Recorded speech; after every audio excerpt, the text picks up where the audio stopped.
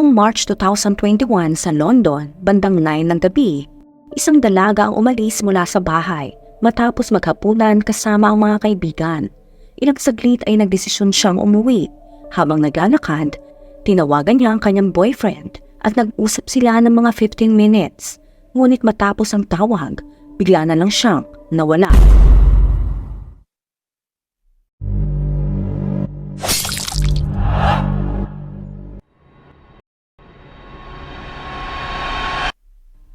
Si Sarah Everard ay isang marketing executive na lumaki sa lungsod ng York sa hilagang bahagi ng England. Siya ang bunso sa 3 magkakapatid. Ang kanyang ama ay isang propesor sa York University at ang kanyang ina naman ay nagtatrabaho sa isang charity sector. Nag-aral si Sarah sa Fulford School kung saan kilala siyang matalino at gusto ng kanyang mga kaklase.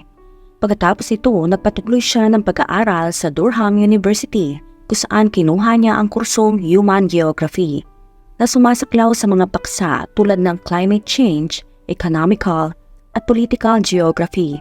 Matapos niya magtapos noong 2008, lumipat siya sa London para magtrabaho bilang isang marketing account manager at nanirahan sa Brixton, isang lugar na sikat sa mga young professionals. Nagtrabaho siya sa iba't ibang public relations at marketing agencies bago makuha ang isang posisyon sa isang digital media agency sa Holborn. Bago ang trahedya, kakasimula lang niya ng bagong trabaho bilang group account director noong February 2021. Ilang linggo lamang matapos simulan ang trabaho iyon na maganap ang malungkot na pangyayari habang siya ay pauwi sa madilim na gabi. Hindi na nakarating si Sarah sa pupuntahan niya kinabukasan. Habang kausap niya ang kanyang boyfriend sa cellphone noong gabing iyon, sinabi niya na magkikita sila pero hindi na siya nakarating. Pinagbigay alam ang pagkawala ni Sarah noong March 4 bandang 8:10 ng gabi. Matapos tumaas ang takot dahil sa hindi na siya marinig o makita ng mga mahal niya sa buhay. Kinabukasan, March 5, iniakyat ang kaso at sinama na ang Specialist Crime Unit sa investigasyon. Nagsimula ang paghahanap ng ebidensya at nag-focus sila sa Clapham Common, ang park na dinaanan ni Sarah, pati na rin sa mga kalsadang malapit dito. Si Detective Chief Inspector Catherine Goodwin ang namuna sa investigasyon. Nagbigay siya ng updates at sinabi na nag-door-to-door na sila at nakausap na ang mahigit 750 na katao sa lugar. Patuloy din nilang sinusuri ang daan-daang oras ng CCTV footage mula sa gabi ng pagkawala ni Sarah. Nananawagan sila sa publiko, lalo na sa mga may dashcam, tulad ng mga delivery drivers na dumaan sa Pointers Road bandang 9:30 ng gabing iyon. Maaring ang footage nila ang susi sa paghahanap kay Sarah. Noong una, hindi iniisip ng pulisya na may masamang nangyari, pero habang tumatagal, nag-iba ang kanilang pananaw. Dahil sa lockdown pa noon dahil sa COVID, tahimik ang mga kalsada at kaunti lang ang mga tao sa labas, maliban sa mga nag-e-exercise o bumibili ng mga kailangan. Ilang sandali pagkatapos ng tawag ni Sarah sa kanyang boyfriend, nakita siya sa CCTV mula sa isang bus na dumadaan sa Pointers Road. Nakasuot siya ng green na jacket at nakitang kausap ang isang tao sa bangketa. Katabi nila ang isang puting Vauxhall Astra na naka-hazard lights. Nang magsagawa ng investigasyon, nalaman ng pulisya na mga bahay sa rutang tinatahak ni Sarah pauwi ay may mga CCTV, gaya ng Ring at Nest cameras. Ngunit walang anuman sa mga ito ang nakakuha ng footage ni Sarah, kaya't napagtanto nila na hindi na siya nakarating sa kahit saan pa. Isang testigo ang lumapit at nagsabing nakita niyang inaaresto ni Wayne Cousin si Sarah at sinakay sa likod ng kanyang kotse. Natukoy ng pulisya ang plaka ng sasakyan at nalaman na ito ay isang rented car mula sa Dover, sa timog silangan ng London. Sa pamamagitan nito, nalaman nila na ang nagrenta ng kotse ay nagngangalang Wayne Cousins, isang pulis. Siya ay agad na inaresto noong gabi ng March kaugnay ng pagkawala ni Sarah Everard. Si Wayne Cousins ay isang 48 years old na opisyal ng Metropolitan Police, kasal sa isang Ukrainian na si Elena sa loob ng mahigit na 10 taon at ama ng 2 anak. Siya ay nakatira sa bayan ng Deal sa Kent na halos 2 oras at kalahating biyahe papuntang Central London, kung saan siya ay nagtatrabaho. Bago naging pulis, naging mekaniko siya sa kanilang family business at naging bahagi ng Army Reserves. Sa kanyang huling bahagi ng 30s, pumasok siya sa serbisyo bilang isang police officer at naging bahagi ng Civil Nuclear Constabulary na nagbabantay sa mga nuclear power plants at sa huli ay sumali sa Metropolitan Police. Noong 2021, nagtatrabaho siya bilang Armed Diplomatic Protection Officer na responsable sa pagbabantay ng mga embahada sa London. Noong March 3, 2021, ang araw na nawawala si Sarah katatapos lang niya sa 12 hours na shift sa US Embassy. May mga ulat na nag-uugnay kay Wayne sa iba't ibang kaso ng indecent exposure sa loob ng mga taon, kabilang ang isang insidente noong 2015 sa Kent at isa pang insidente 3 araw bago ang pagkawala ni Sarah sa London. Sa kabila ng mga report, walang aksyon na isinagawa ang pulisya sa mga insidenteng ito. Mayroon ding mga ulat na ang kanyang palayaw sa Civil Nuclear Constabulary ay ang mahilig manghalay na nagbibigay ng masamang indikasyon sa kanyang karakter. Mula noong February 28, nagplano si Wayne ng kanyang ginawa kay Sarah. Nag-book siya ng isang puting Vauxhall Astra mula sa isang kumpanya sa Dover, Kent. Gamit ang kanyang personal na impormasyon at bumili ng roll ng self-adhesive carpet protector mula sa Amazon na nagpapatunay na may balak siyang gawin kay Sarah. Noong March 2, 2021, alas 7 ng gabi, nagsimula si Wayne ng 12 hours na shift sa pagbabantay sa American Embassy sa London na natapos niya ng bandang 7 ng umaga kinabukasan. Pagkatapos nagmaneho siya pauwi sa Kent at kinuha ang inupahang kotse sa Deal bago bumalik sa London. Habang nagmamaneho siya, si Sarah ay namili ng bote ng alak sa daan patungo sa bahay ng kanyang kaibigan. Pag-uwi niya, pinahinto si Sarah ni Wayne sa Pointers Road. Bagaman siya ay off-duty, nakasuot siya ng isang police belt at inaresto si Sarah sa ilalim ng maling paratak na lumabag daw siya sa mga alituntunin ng COVID-19. Sa mga panahong iyon, mahigpit ang mga patakaran sa paglabas, kaya't maaring naniniwala si Sarah sa kanya, lalo na't hindi siya kailanman nagkaroon ng problema sa pulis. Habang nasa likod ng kanyang kotse, napansin ni Sarah na hindi sila pumunta sa pinakamalapit na istasyon ng pulis. Sa halip, nagmaneho sila patungo sa Kent, isang malayong biyahe, at doon ay lumipat si Wayne mula sa inuupahang kotse patungo sa kanyang sariling sasakyan. Dinala niya si Sarah sa isang tahimik na lugar kung saan ginamit niya ang police belt upang paslangin si Sarah bandang 11:40 ng gabi. Pagkatapos tinapon niya ito sa isang kagubatan na pagmamay-ari niya sa Hodswood malapit sa Ashford, Kent. Ang lahat ng kanyang mga galaw ay nasubaybayan gamit ang kanyang mobile phone kinabukasan. Noong March 4, 2021, alas 8:30 ng umaga, umalis si Wayne upang bumili ng tart at kape. Matapos inumin ang kanyang kape, ibinalik niya ang kanyang inupahang kotse at tinapon ang cellphone ni Sarah sa Sandwich, Kent. Noong March 5, Biyernes, nagdala siya ng petrol can at sinunog ang kawawang si Sarah. Matapos ang lahat ng ito, nagkunwari siyang normal at tumawag sa veterinaryo dahil nag-aalala daw siya sa kanyang aso na sa tingin niya ay may separation anxiety. Ito ay mas mababa sa 48 hours matapos ang ginawa niya. Pagkatapos, bumili siya ng mga builder's bags at itinago si Sarah.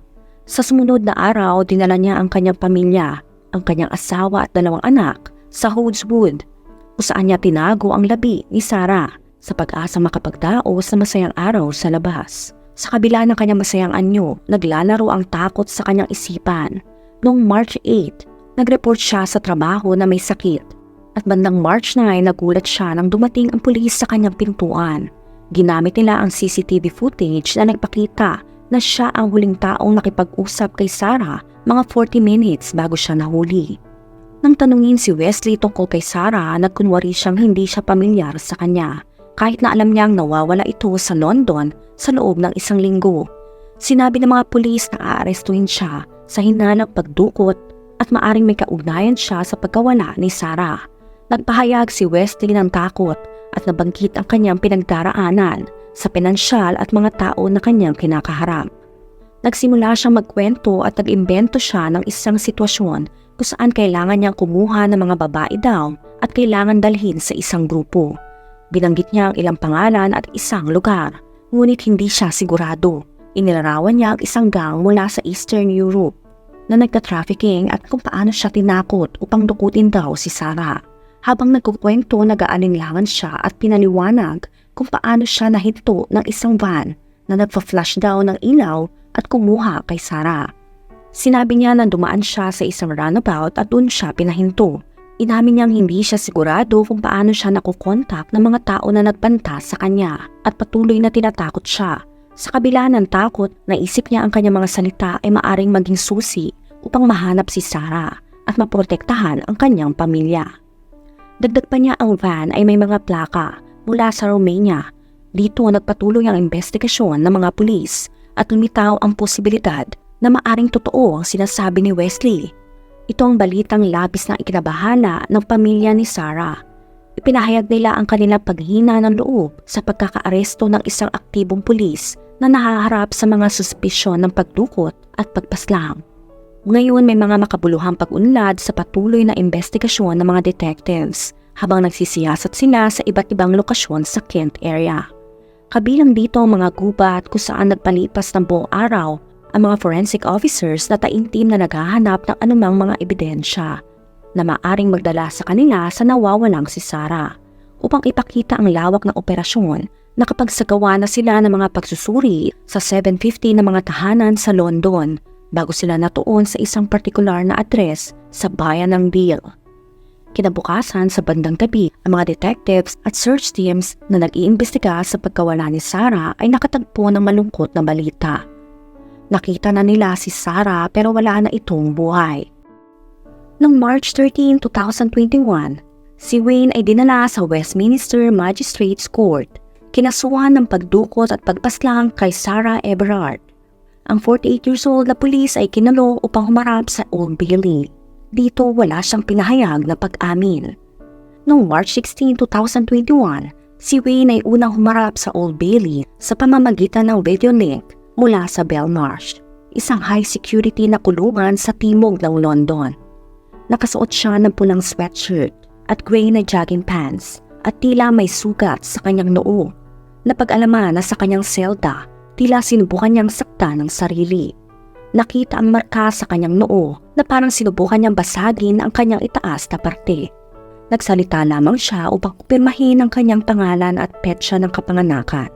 Itinakda ni Judge Mark Lucraft ang pansamantalang paglilitis sa Old Bailey sa October 25 na may plea hearing sa July 9. Noong March 18, 2021, binuksan ang investigasyon sa pagkasawi ni Sarah Everard. Ang kanyang mga magulang, kapatid na lalaki at kapatid na babae ay nanonood sa mga pagdinig sa pamamagitan ng video link. Tumagal na wala pang kalahating oras ang pagdinig kung saan binuksan at ipinagpaliban ng mga investigasyon habang hinihintay ang resulta ng ilang pagsisiyasat. Isang pangalawang pagsusuri sa labi ang isinagawa matapos maging hindi sigurado sa unang resulta. Noong June 1, 2021, ibinunyag na pulisya na ang pangalawang pagsusuri sa labi ni Sarah ay natukoy na nasawi siya dahil sa matinding puwersa sa kanyang leeg. Noong June 8, 2021, humarap si Wayne Cossens sa Old Bailey at umamin ng kasalanan sa pagdukot at panghalay kay Sarah. Samantala, noong huling bahagi ng September 2021, nagsimula ang kanyang sentencing hearing. At noong September 30, 2021, si Wayne Cossens ay nahatulan ng habang buhay na pagkakakulong na walang posibilidad ng parol. Dito sinabi ng judge ang mga katagang, hindi ka na magiging malaya muli. Ang kasong ito ay naging balita sa buong mundo. Malaking babala ito tungkol sa kaligtasan ng mga babae. Inaasahan na magre-resulta ito ng isang pagbabago na sana hindi na ito mangyari ulit. Matapos mawala si Sarah, nagpatuloy ang mga pulis sa pagbahay-bahay sa lugar na nagbigay ng babala sa mga babae na manatili sa kanilang mga tahanan para sa kanilang kaligtasan. Ang mensahe ay tila nagsasabing dapat sila maging maingat sa kanilang mga lakad at sa kanilang mga suot, na tila binibigay ang responsibilidad sa mga biktima. Sa halip na harapin ang ugat ng issue, hindi naging epektibo ang mga pulis sa kanilang mga aksyon. Una, isa sa mga pulis ang nahaharap sa mga paratang. Pangalawa, mayroon siyang kasaysayan na hindi inimbestigahan ng mga otoridad. Sa kasalukuyan, ang police watchdog na IOPC ay nagsasagawa ng investigasyon kung bakit walang aksyon na ginawa sa mga naunang alegasyon laban kay Cossens. Kasunod nito, 10 opisyal ang naharap sa mga kasong misconduct sa loob ng kanilang hanay. Noong March 13, ginanap ang vigil para kay Sarah. Nagpasya ang mga pulis na pumasok at magdulot ng gulo. Tunay na nakakabahala ang kanilang pagkilos. Ang pinakabago nilang pahayag ay kung ang mga babae ay nakakaramdam ng hindi komportable o delikado sa paligid ng nag-iisang pulis tulad ni Wayne, humingi na lamang ng tulong mula sa mga dumaraan o kumatok sa mga pinto upang makahanap ng tulong. Gayunpaman kung may pagdududa ang sinuman sa isang pulis, mahalagang itanong sa opisyal kung ano ang kanilang ginagawa at kung bakit. Kung mayroon pang alinmang pag-aalinlangan, makabubuting humiling na makausap ang control room sa pamamagitan ng radyo ng opisyal. Kung talagang kinakabahan, dapat silang tumawag sa pulisya para magtanong. Isang nakakatakot na katotohanan na kahit mga pulis ay hindi dapat pagkatiwalaan ng mga ordinaryong tao. Ikaw, ano masasabi mo sa kwento natin ngayon? Let me know sa comment section.